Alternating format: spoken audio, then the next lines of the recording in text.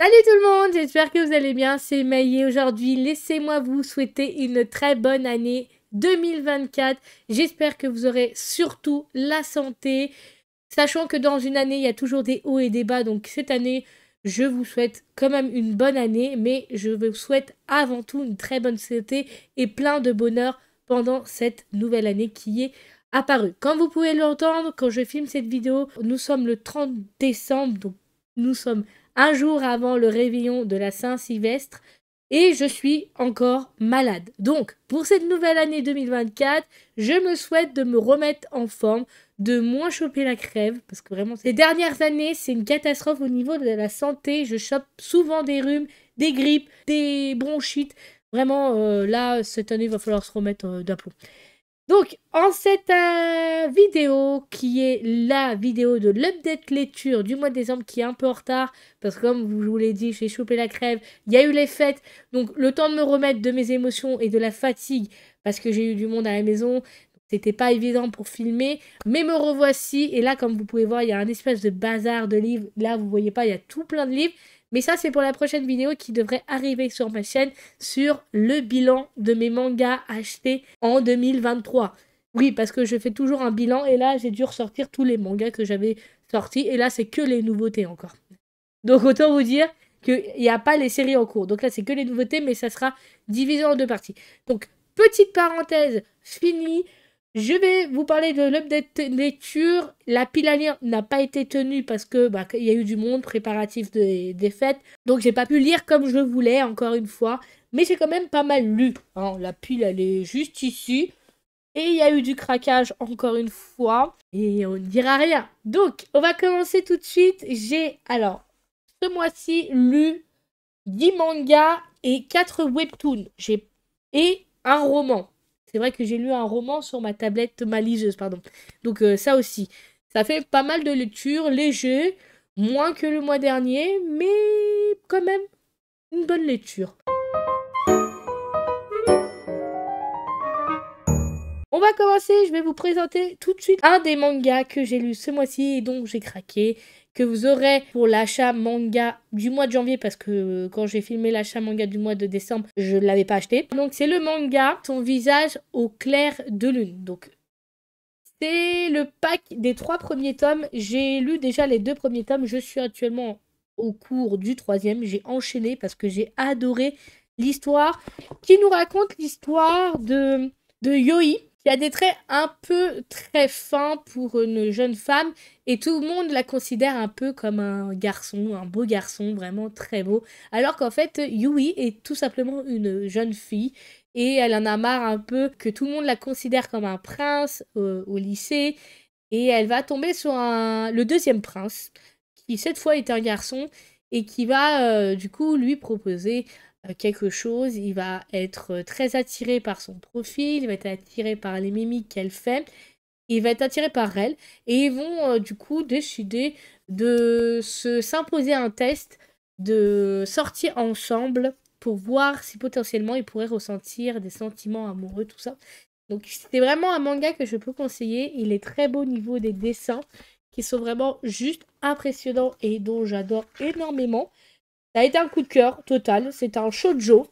Donc un nouveau shoujo dans ma pile à lire et dans ma collection des mangas. Donc on a la jeune fille ici, Yoi, et le jeune homme qu'on va retrouver. Alors attendez, je suis en train de le chercher, qui est juste là. Mais regardez-moi ce dessin d'une beauté. Donc c'est un manga que ça fait des mois que je passe devant et dont j'avais envie de me procurer. Et c'est chose faite. J'ai les 3 premiers tomes, j'ai lu les 2 premiers tomes et j'ai adoré l'histoire qui nous raconte l'histoire de 2 personnages. Ça se passe dans un milieu de lycée, qui est le genre que des fois j'ai un peu plus de mal en grandissant. Mais là, on a 2 personnages qui sont très matures, qui se rapprochent petit à petit, dont on peut s'identifier et qui ont des caractères vraiment impressionnants et dont j'ai apprécié ma lecture et que je regrette absolument pas d'avoir craqué pour ce manga. Donc j'ai lu les 2 premiers tomes et le 3e est en cours qui va être fini dans la journée parce que j'ai adoré. Et que quand j'ai adoré, bah, c'est un coup de cœur. C'est de la mangaka Mika Yamamori et c'est édité par Pika Édition. Et les 3 tomes se présentent comme ceci. Et vraiment, je vous le conseille si vous aimez le genre shoujo. Le coffret du pack découverte des 3 premiers tomes, il est présenté comme ceci. Il est au prix de 21,60 €, donc c'est une très bonne lecture et je regrette pas de me l'être procuré. J'ai lu le 6e tome de Dreaming Sun qui arrive sur une problématique de la communication, encore une fois. On a le couple qui s'est formé sans réel sentiment. Enfin, lui n'avait pas de réel sentiment, il savait pas où il en était. Il est un peu perdu au niveau de tout ça. Et en fait, il se mettait avec Imana pour voir potentiellement comment ça pourrait aller. Et là, on va voir la problématique de la séparation dans ce tome-là, du manque de communication, de se séparer, mais quand l'un des deux est toujours amoureux. Donc, on a 2 personnages qui sont un peu perdus dans leurs sentiments et qui savent pas trop comment communiquer. Et là, ils apprennent à communiquer dans ce tome-là. Et j'ai beaucoup apprécié. Donc, je regrette pas de m'être procuré ce manga. Et c'était une très bonne suite. Et j'ai envie de savoir la suite parce que voilà, ça nous a laissé sur un passage trop mignon. Et voilà, tout simplement. Donc, Dreaming Sun, c'est dans la mangaka Ichigo Takano et c'est édité par les éditions Akata. Donc j'ai lu ce 6e tome. J'ai ensuite lu le craquage du mois numéro 1. Parce que le numéro 2, c'est Ton visage au clair de lune. C'est le tome 1 de L'amour est dans le thé. C'est un manga que j'ai craqué au premier abord pour la couverture, comme je vous l'avais dit dans mes achats manga du mois de décembre. Et je l'ai lu le jour même du craquage. Le jour même où je me le suis procuré.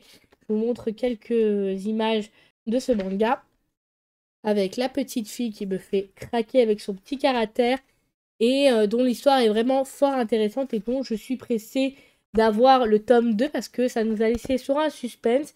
J'ai envie de voir comment leur relation va évoluer avec ce quiproquo qui était en fait qu'elle va dire qu'elle va... Du coup, elle l'a épousé lui. Tout le village, le petit village va être au courant. Et ça va créer un quiproquo. Et ils vont devoir, du coup, faire semblant qu'ils sont mariés, qu'ils s'aiment devant la petite fille et devant les villageois. Donc, vraiment, l'histoire, elle est très prenante. On a 2 jeunes personnages adultes qui sont juste très matures. Le personnage de Chako, qui est une jeune femme très caractérielle, elle a son caractère, elle se laisse pas marcher sur les pieds, mais elle en a marre en fait de subir les remarques des gens sur les femmes, que les femmes sont, voilà, elles sont comme ça, elles sont comme ça.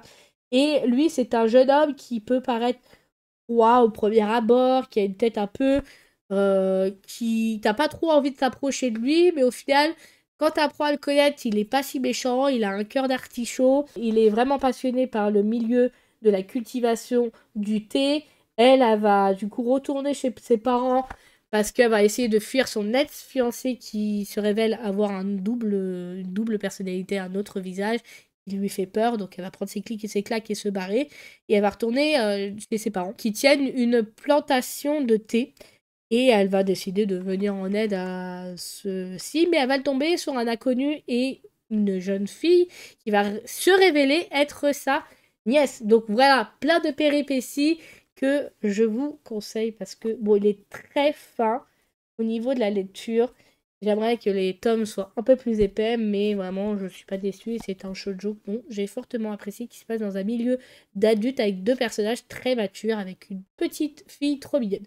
Donc j'ai adoré. C'est de la mangaka Umebashi Yamanaka et c'est édité par Glénat. Alors, on va partir sur la lecture qui a été la plus longue. Enfin, la plus longue à lire. Non, pas du tout.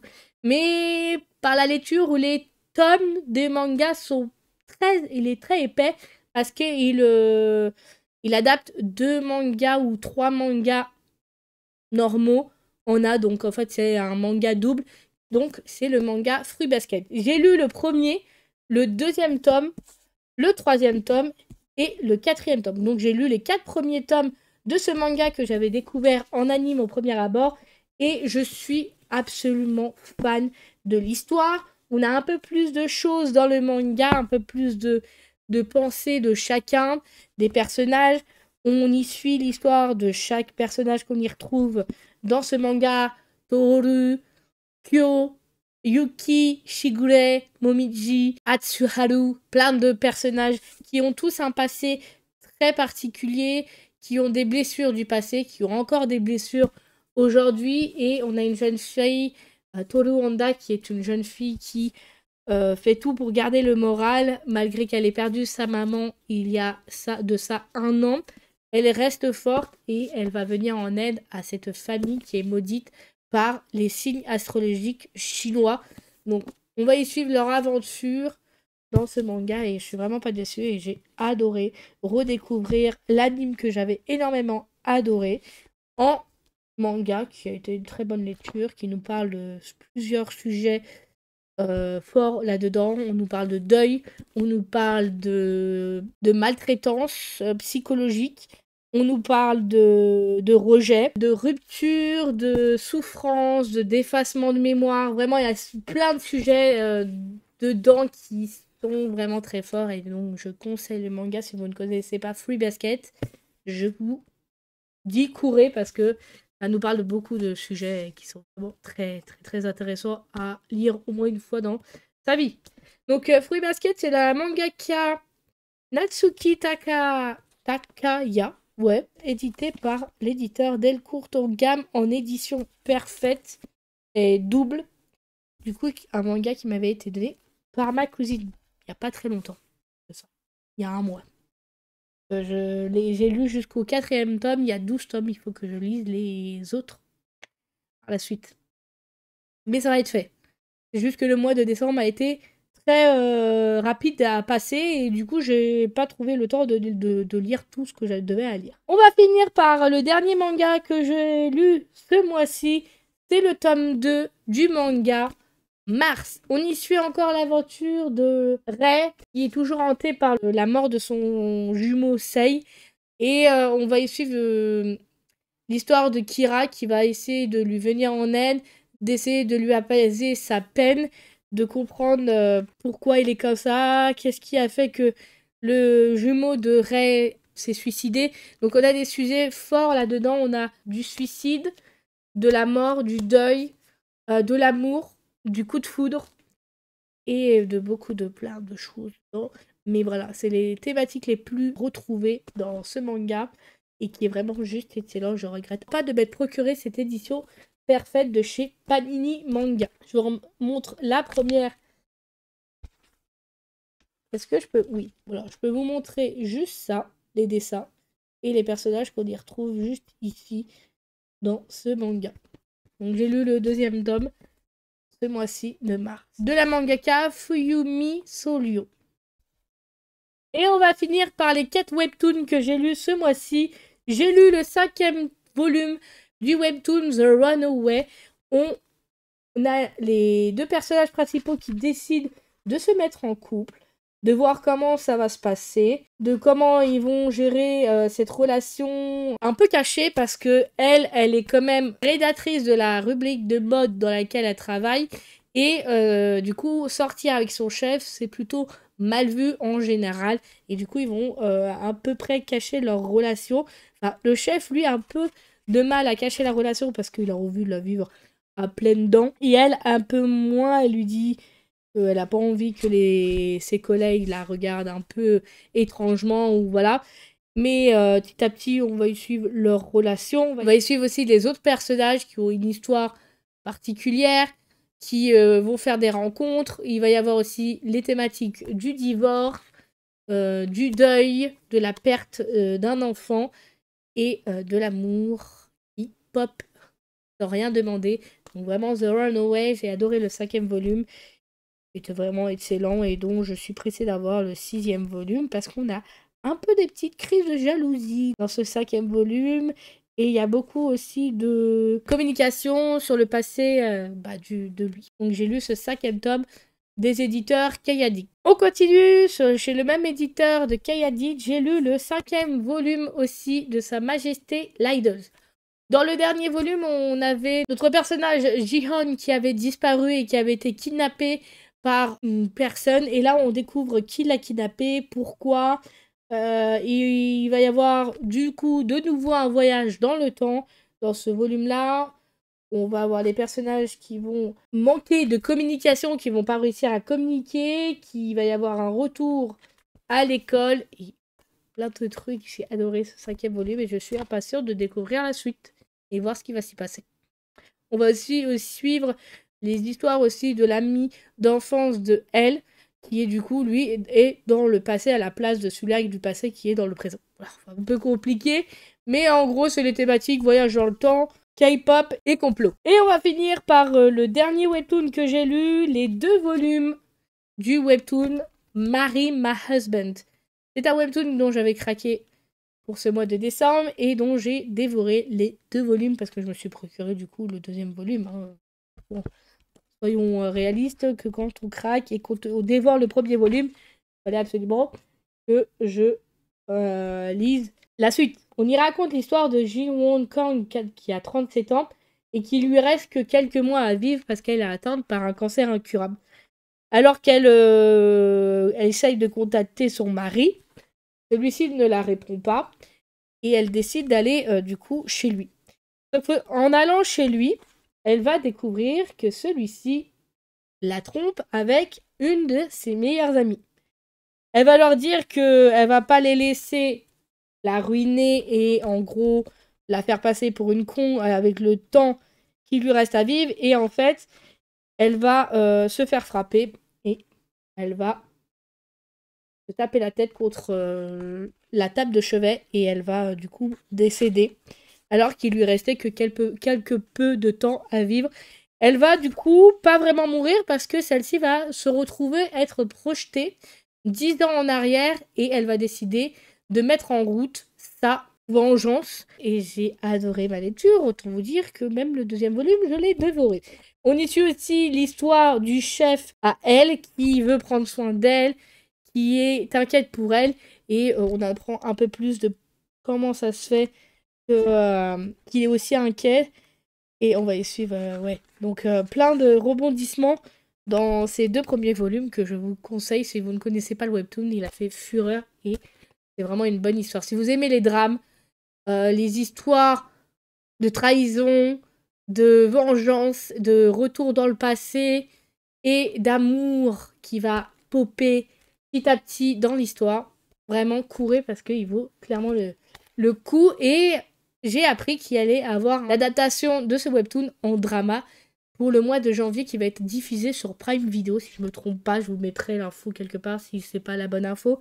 Et voilà, donc j'ai adoré ma lecture et vivement le 3e volume qui devrait sortir au mois de janvier, si je dis pas de bêtises. Donc Marry My Husband, c'est des auteurs Studio Lico, Son Jonka et c'est édité par Seiku Michel Lafon.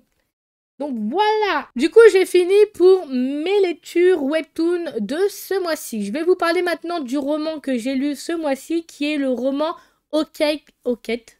Moi et ma voix qui parle, ma voix elle est au plus bas. Oket Never After tome 1 qui va nous raconter l'histoire du capitaine Crochet dans les temps modernes qui va mettre en route une vengeance et pour cela il va décider de prendre en grappe la fille du mec contre lequel il veut se venger. Et il va décider du coup de séduire Wendy. Et en fait, il va se rendre compte que petit à petit, en essayant de la séduire, il va apprécier sa compagnie, il va ressentir des choses qu'il n'a jamais connues de sa vie. Et en fait, il va se rendre compte que le plan parfait qu'il avait mis en route va totalement s'effondrer et qui va être repris à revers. Mais c'était un roman qui m'a été conseillé par une amie, encore une fois, mais il m'a fait passer par toutes les émotions, ce roman. J'ai pas pu le lâcher. Dès que j'avais fini ma pause, je retournais le lire. Mais vraiment, ce roman m'a fait passer par toutes les émotions possibles. Le genre de ce roman, déjà, c'est du dark romance. On a des scènes olé olé vraiment très bien poussées. Donc si vous n'êtes pas fan de ce genre-là, où il y a des scènes de sexe assez poussées, je vous le déconseille. Après, si vous aimez ce genre-là et que ça vous dérange absolument pas, je vous le conseille parce que il est juste excellent et j'ai adoré. Et c'est la première fois que j'ai un roman qui me tient en haleine du début à la fin et que je suis absolument pas déçue du début à la fin. C'est rare quand j'ai des romans qui me plaisent à ce point-là, mais là, celui-là, il était excellent. La seule chose que je peux dire, c'est waouh. Ouais. Mais c'est le seul mot qui me vient en tête pour décrire ce roman. C'est un roman qui fait 400 pages, dont je ne l'ai pas en version physique, en papier, je l'ai en version numérique, donc sur ma liseuse que j'ai lue. Et c'est de l'autrice Emily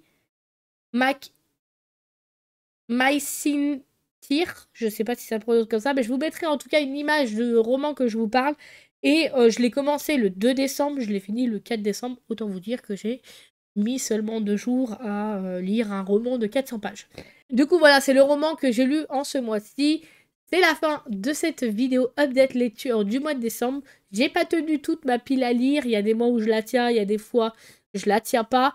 Là, c'était le mois où je l'ai pas tenu avec les fêtes de fin d'année. Comme vous pouvez voir, il n'y a plus le sapin.